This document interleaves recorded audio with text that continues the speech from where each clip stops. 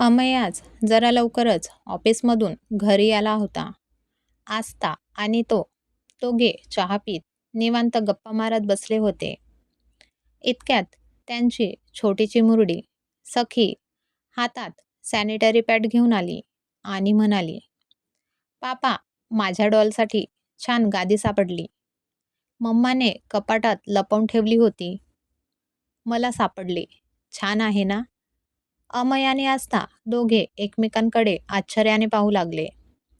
आस्थाने लगबगीने उठून तिच्या हातातील पॅड हिसकावून घेतलं आणि तिला ओरडणार इतक्यात अमयने, "अगं, तिच्यावर ओरडू नकोस. तिच्या कुशाग्र बुद्धीची तुला दाद द्यायला हवी.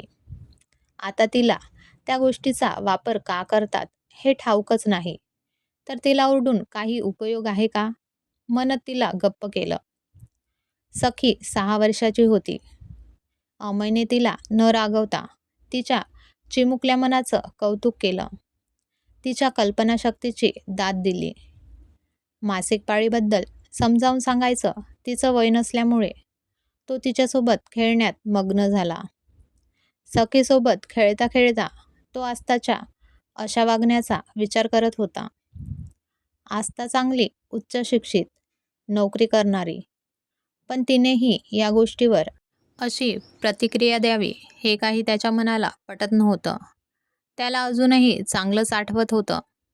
कधी दिवसा, कधी रात्री, तर कधी बेरात्री कावळा शिवला आहे असं सांगून आई वेगळं अंथरूण करायची. कावळा कधीही येतो, कुठून आणि शिवून कसा जातो, हा तो कोणाला दिसत कसा नाही, हे काही केल्या त्याला कळायचं नाही. पण ते 4-5 दिवस आईचं जेवण, ताट, कपडे सगळे वेगळे ठेवले जायचं. तिच्याजवळ जायचं नाही आणि तिला शिवायचं नाही, अशी सक्त ताकीद त्याला आणि त्याच्या भावंडांना असायची. लहान असताना टीव्हीवर सॅनिटरी पॅडची जाहिरात झळकायची. जाहिरातीत पॅडवर निळं पाणी किंवा शाई ओतलेली असायची. तेव्हा त्याचा अर्थ काहीच कळत नव्हता. एकदा तर बाबांना तो म्हणाला देखील होता की, "बाबा, हे शाई वगैरे सांडलं तर पुसायला छान आहे. बघा, सगळी शाई कशी आत शोषली जाते. किती छान ना? मला आणून द्याल का?" तेव्हा बाबांच्या हातचा एक फटका पाटीत पडला होता. पण तो का पडला याचं उत्तर त्याच्या बालमनाला तेव्हा तरी गवसलेलं नव्हतं. अमयला आठवले, एकदा त्याची आई खूप आजारी पडली होती. आठवड्याभरासाठी हॉस्पिटलमध्ये ॲडमिट होती. तेव्हा तिला पहिल्यांदा त्याने पॅड आणून दिले होते. पॅड कसे असतात याची उत्सुकता होतीच मनात.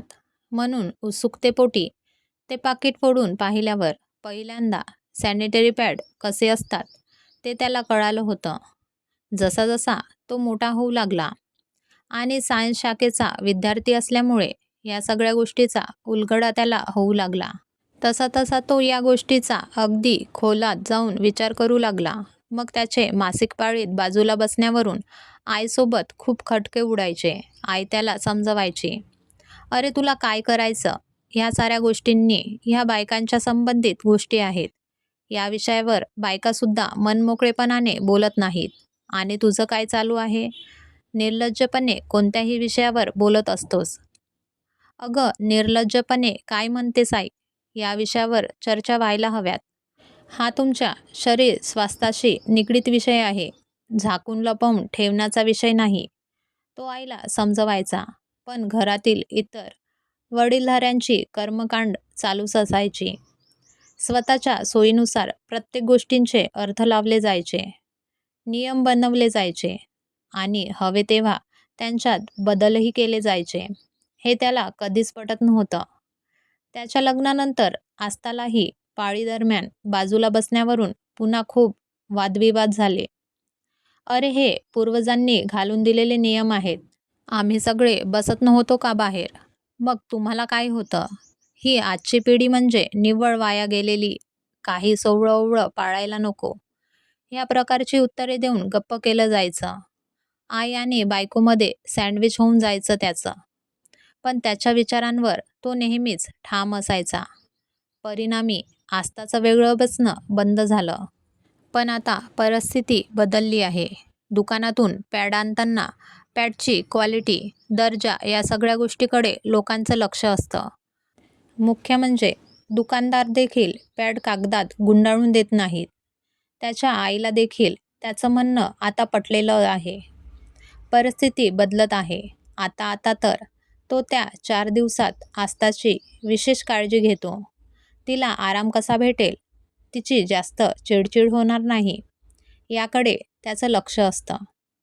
विस्पर म्हणजे कुजबुजणे, पण मासिक पाळी हा कुजबुजण्याचा विषय नाही. हा खुलेपणाने बोलण्याचा, चर्चा करण्याचा, विचारांमध्ये बदल घडवण्याचा विषय आहे. अमय, अरे सॉरी, मगाशी माझं चुकलंच जरा. मला असं रिॲक्ट व्हायला नको होतं.